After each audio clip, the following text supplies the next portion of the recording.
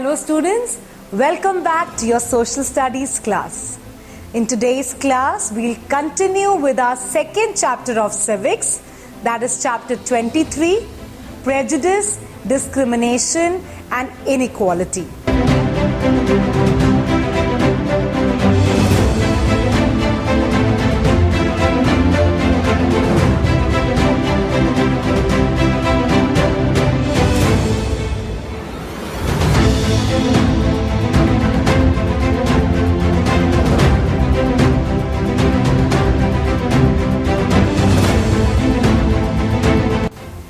In today's session, we'll discuss about the term discrimination. What is the meaning of discrimination?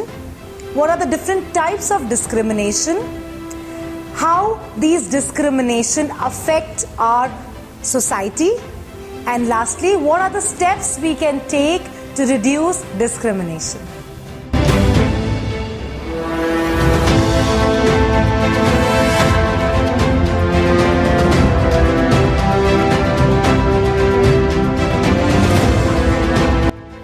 Now, when we judge people and group based on prejudices and stereotype, then we treat them differently, which leads to discrimination. Discrimination means treating people in a less favorable way because they are members of a particular group. They do not get the same benefits or status as the others are getting. They are not allowed to participate in certain activities, or they are forced to live in specific areas of the society. Poverty leads to discrimination, as the rich people have easier access to good jobs and education. Discrimination is often based on the judgment that people make on persons' outward appearance. We usually associate this outward appearance as the only identity of person, which gives birth to prejudice. But if we understand the fact that there are multiple identities of an individual, then we can broaden our horizons and free ourselves from this tendency of discriminating. A thin-looking, a dark complexion boy could also be a talented sportsman, a bright student, a loving son, a trustworthy friend, and much more. These multiple identities make him a complete individual and define him more as a person than just positioning him in one particular social or physical group. Discrimination is when someone is treated worse than the other people because of his or her gender, race, disability, caste, religion, economic status, etc.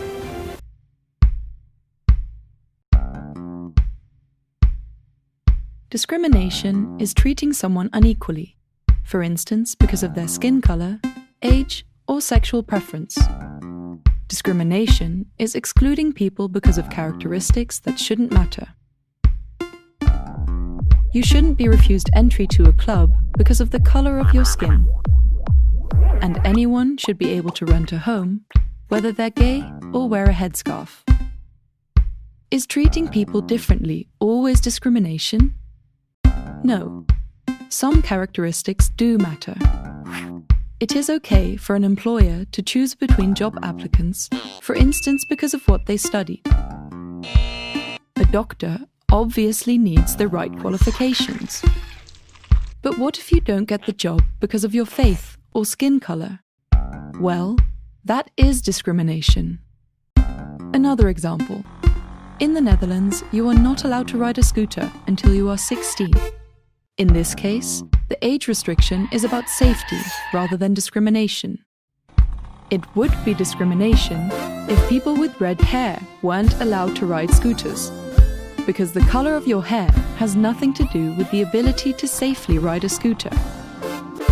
Sometimes discrimination is very visible, and people openly show that a particular group is unwelcome, Think of neighbors shouting that they don't want foreigners in their street. But sometimes people make up excuses to shut out particular groups. Discrimination comes in all shapes and sizes. Sometimes it is voiced and visible, but sometimes it's hidden and hard to prove. In each country, people that are very different live together. Banning discrimination based on those differences is an important basis for an open, democratic society. It means everyone is equal before the law and has equal rights, and that no one is allowed to exclude you because of characteristics that don't matter. Because being excluded and discriminated against is painful for the person it happens to. It is also damaging for the whole of society. Tensions can develop between people, or because certain groups are shut out, opportunities may be lost, both for them and the rest of society. That's why it is important that everyone is equal before the law. So, whether applying for a job or a house, or trying to pass a driving license or other qualification, no one should be unfairly turned down. Do you wear a headscarf or prayer cap? Is your skin white, black, or in between? This should and must not matter, because we are not all the same, but we are all equal.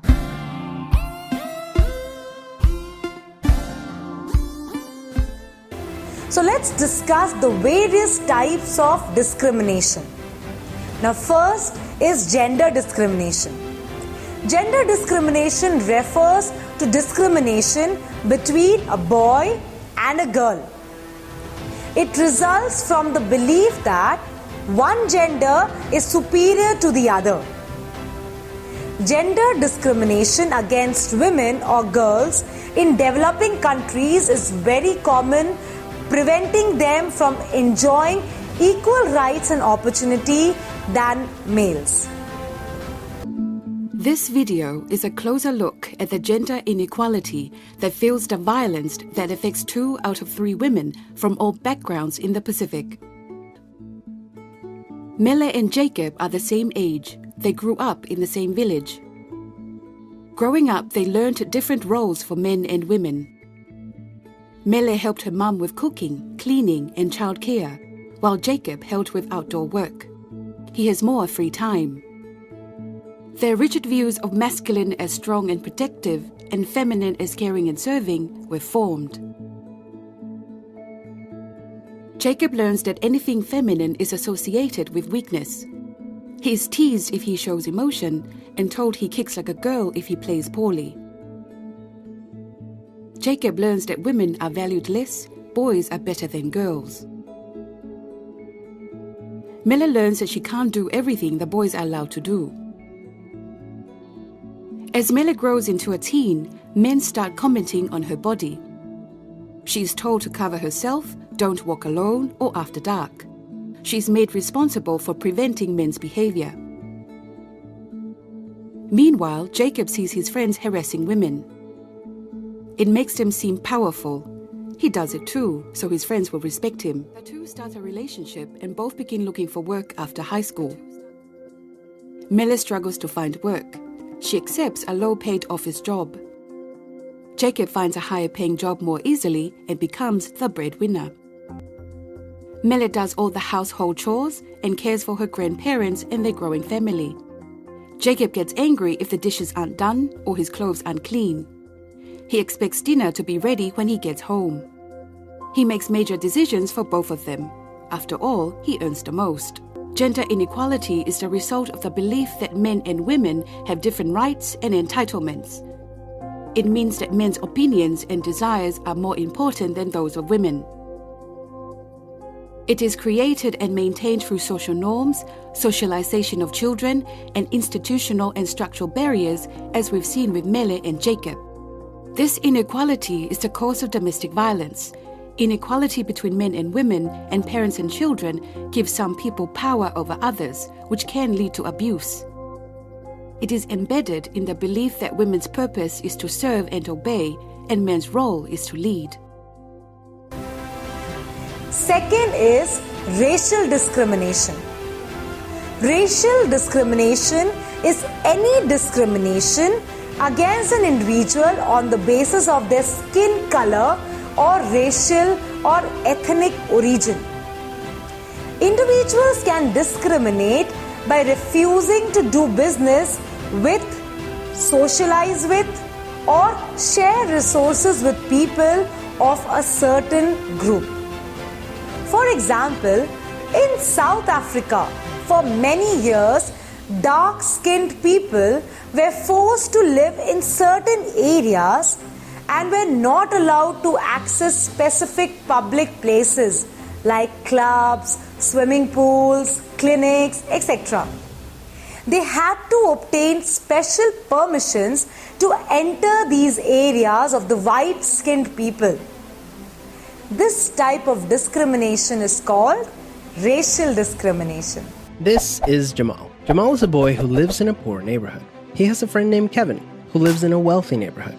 All of Jamal's neighbors are African American, and all of Kevin's neighbors are white. Because Jamal's school district is mostly funded by property taxes, his school is not very well funded. His classrooms are overcrowded, his teachers are underpaid, and he doesn't have access to high-quality tutors or extracurricular activities. Kevin's school district is also funded by property taxes, so his school is very well funded. His classrooms are never crowded, his teachers are very well paid, and he has access to high-quality tutors and lots of extracurricular activities. Kevin and Jamal live only a few streets away from each other. So how come they're growing up in such different worlds with such different opportunities for success? The answer has to do with America's history of systemic racism. To understand it better, let's look at what life was like for Kevin and Jamal's grandparents. Decades after the Civil War, many government agencies started to draw maps dividing cities into sections that were either desirable or undesirable for investment. This practice was called redlining, and it usually blocked off entire black neighborhoods from access to private and public investment. Banks and insurance companies used these maps for decades to deny black people loans and other services based purely on race. Historically speaking, owning a home and getting a college education is the easiest way for an American family to build wealth. But when Jamal's grandparents wanted to buy a house, the banks refused because they lived in a neighborhood that was redlined. So Jamal's grandparents were not able to buy a home, and because colleges could prevent them from attending through legal segregation, their options for higher education were really scarce. Kevin's grandparents, on the other hand, got a low-interest loan to buy their first house and got accepted into a handful of top universities, which traditionally only accepted white students. This opened up a wealth of opportunities that they were able to pass on to their kids and grandkids. Even as late as the 1980s, an investigation into the Atlanta real estate market showed that banks were more willing to lend to low-income white families than to middle or upper-income African-American families. As a result, today, for every $100 of wealth held by a white family, black families have $5.04. A 2017 study confirms that redlining is still affecting home values in major cities like Chicago today. This explains how Kevin and Jamal inherited vastly different circumstances. Unfortunately, the story doesn't end there. A big part of systemic racism is implicit bias. These are prejudices in society that people are not aware that they have. Let's go back to Kevin and Jamal. Against all odds, Jamal manages to be the only student from his high school to get accepted into a great university, the same one that Kevin and his high school friends are attending. But after Kevin and Jamal both graduate, Jamal notices that his resume isn't drawing as much interest as Kevin's, even though they graduated from the same program with the exact same GPA. Unfortunately for Jamal, studies show that resumes with white-sounding names get twice as many callbacks as identical resumes with black-sounding names. Implicit bias is one of the reasons why the black unemployment rate is twice the rate of white unemployment, even among college graduates today. You can see evidence of systemic racism in every area of life. The disparities in family wealth, incarceration rates, political representation, and education are all examples of systemic racism. Unfortunately, the biggest challenge with systemic racism is that there's no single person or entity responsible for it, which makes it very hard to solve. So what can you do? The first thing you can do is work towards becoming more aware of your own implicit biases. What are some prejudices that you might hold that you're not aware of? Second, let's acknowledge that the consequences of slavery and Jim Crow laws are still affecting access to opportunity today. As a result, we should support systemic changes that create more equal opportunities for everyone. Increasing public school funding and making it independent from property taxes would be a great start, so that poor and wealthy districts can receive equal access to resources. Systemic problems require systemic solutions. Luckily, we're all part of the system, which means that we all have a role to play in making it better. Peace. Third is discrimination against differently abled children. See students, some children are very special because their abilities are different from others.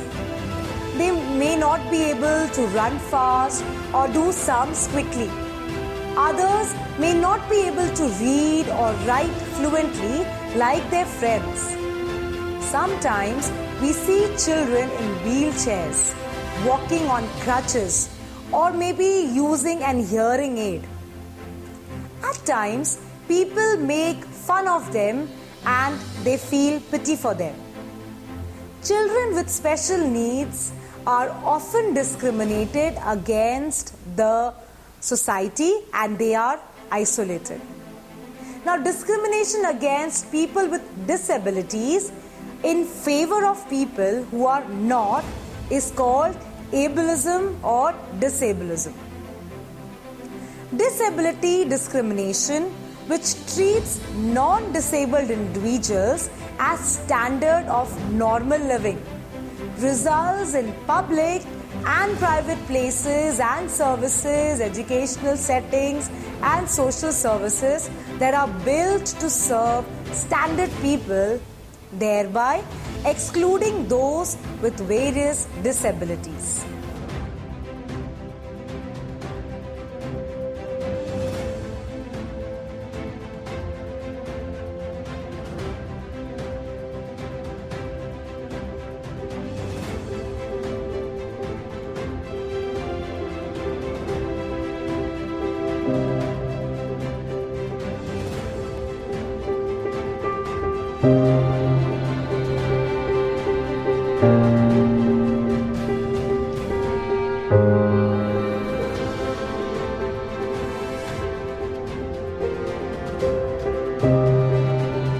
Meet Sarah. She's a smart girl who loves to sing and help her mother to cook. When she grows up, she wants to be a teacher and get married. Sarah has cerebral palsy caused by partial damage to the brain and therefore uses a wheelchair to move around. She's an outgoing person and whenever she needs help, she asks for it. But while Sarah can do most things herself, she faces many barriers. Some people's attitudes as well as physical and economic barriers make life difficult for Sarah. They say she can't be in a choir and so far no school has accepted her. If Sarah can't go to school, she won't find a job, and without a job, she will always be dependent on others. This is not only a waste of her skills, it's a violation of her right to proper education. But what can be done? It's not that hard. Everybody around Sarah can help her to live her life to the fullest and gain back her rights. We need to raise awareness, for example, in education programs. That way, Sarah's community understands the nature of her disability. After setting up a local support group for parents of children with disabilities, Sarah's mother can share her experiences with others. Now, the head teacher of the closest school knows that it's Sarah's right, like any other child, to be educated well. Teachers can get disability-specific training and support from a resource centre when needed. And we need to reduce physical barriers. Building wider doorways and wheelchair ramps benefits the elderly too. When given appropriate materials, people with visual impairments can study anything. With fewer barriers, a proper education and awareness in the community, Sarah has the same chance as others of getting the job she wants. Instead of depending on others, she is appreciated for who she really is, a person of many abilities. Whether someone uses a wheelchair, lives with vision or hearing problems, or has an intellectual or other disability, let's make sure our society includes them. Now, fourth is caste discrimination. The prime reason for discrimination in our country, India, is the caste system.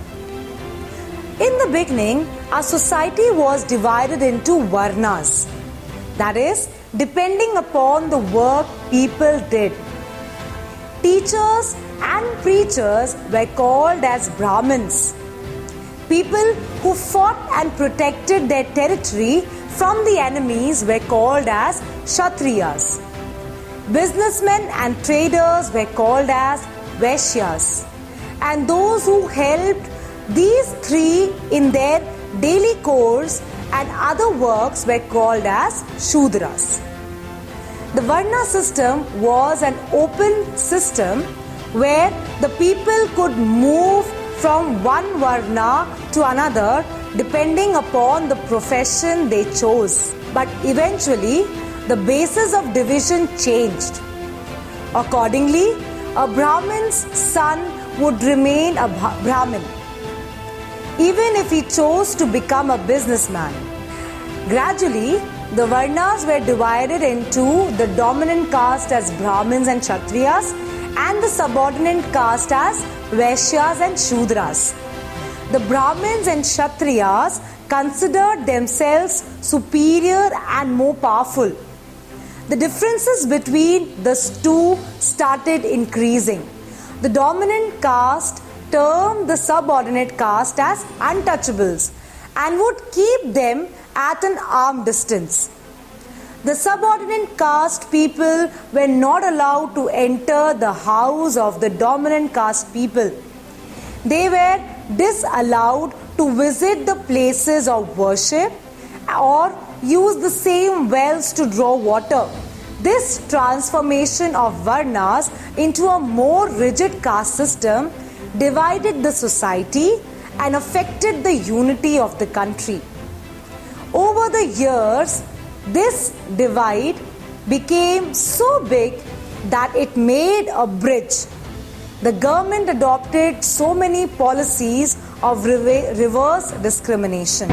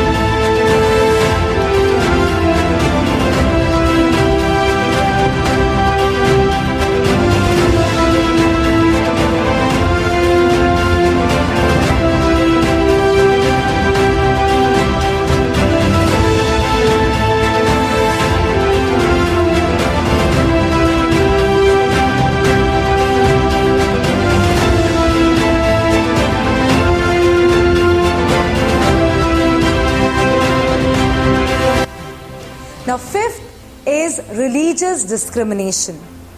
Religious discrimination is treating a person or group differently because of their particular beliefs which they hold about a religion.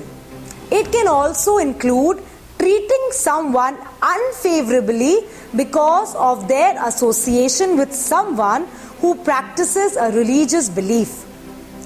India had witnessed communal riots due to the conflicts arising out of religious differences. Violences against minority communities is a common feature, and from time to time, communal hatred is spread amongst the people. I was born between two religions. My father is Catholic, while my mother is Muslim. But ever since I could remember, my faith and heart was always leaning towards Islam. My father didn't like the fact his own child was a Muslim. He wanted me to be Catholic, like him. So when he could already see at an early age which direction I was going, he sent me to a Catholic school in the 2nd grade. You know what? It was pretty great. I learned about a different religion and made amazing friends that year. I had a great time, but I just never told anyone I was Muslim because I wanted to fit in. I never realized how big of a deal it was because I thought the world was a great place with nothing to worry about until the 3rd grade. When I was in 3rd grade, Something bad happened. I remember sitting in class and my teacher turned on the television. This was all over the news. Everyone, including me, was devastated. And then I heard it. "Muslims," said my teacher. I was so shocked that came out of her mouth. And then I heard some of my classmates saying more terrible things. It suddenly dawned on me that I was surrounded by people who didn't like what I believed in. As I listened to more things being said about me from my classmates and in the media, I couldn't help but feel the world turning against me. I was scared to stand up for myself. I wanted to so badly, but the words didn't come out. I stood there in silence. One day, I finally talked to my mother about it. She wasn't shocked at all. "Oh, honey, there's going to be people who want to judge people. The only way to beat it is to not listen. It's what you think that matters." My mother is one proud Muslim woman. She then told me that there are times where adults call her that too. It surprised me that adults acted like this too. I used to think that adults and adolescents had a different attitude towards things. I was kind of disappointed, to be honest, but my mother taught me how to ignore these comments and continue to be me. I'm 15 now, and I am proudly wearing a hijab. I have many different friends with many different beliefs. I'm not saying there's any right and wrong in what you believe in. All I'm saying is that everyone is different and they're entitled to their own religion and beliefs. Believe it or not, there are ways for people to get along despite believing in different things. You just need to have an open mind and be willing to see that there is so much more to a person than the thing that makes them different to you. No one should have to sacrifice one's self-belief just to be accepted. I am a Muslim, and I care for everyone and would never ever think of hurting anyone. I am not saying that I believe that everyone is pure and good. There are terrible people out there, but not everyone is terrible. I really hope my story will help you see that and help you to always remember that there will always be a light in darkness. Now, 6th is economic disparities and discrimination. Wealth and income are not equally divided among different sections of society. Few are rich and a large number of people are economically underprivileged, who do not even enjoy the basic necessities like food, shelter, and clothing. Economic disparities between a rich and poor results exploitation and discrimination against the poor. Economic disparities also exist between different regions, as some regions are more developed than the others.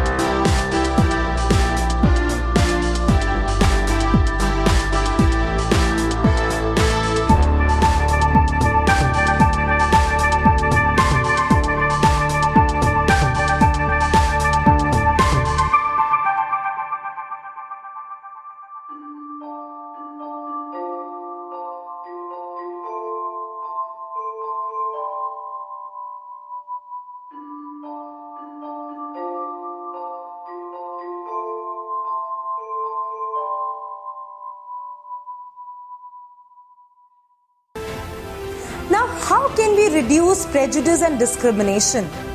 Or what steps can we take to overcome discriminations? Prejudice and discrimination can be reduced or even eliminated by following ways. At our own individual level, we can say no to prejudging people. Students, make sure you give chance to know these people as unique individuals before you decide whether you like them or not. Treat people the way you want them to treat you. By educating people directly or indirectly, we can teach people to appreciate various cultures people are belonging to. If you see anyone treating someone unfairly, try to explain why the person is being unfair. Find out more about other cultures, other countries, and different people to broaden your horizon. Training people to become more empathetic to members of other groups is one method that has shown considerable success. By imagining themselves in the same situation, people are able to think how they would react and gain a greater understanding of other people's action. The other techniques that are used to reduce prejudice include: number 1, gaining public support and awareness for anti-prejudice social norms; increasing contact with members of other social groups; making people aware of the inconsistency in their own beliefs; passing laws and regulations that require fair and equal treatment for all groups of the people.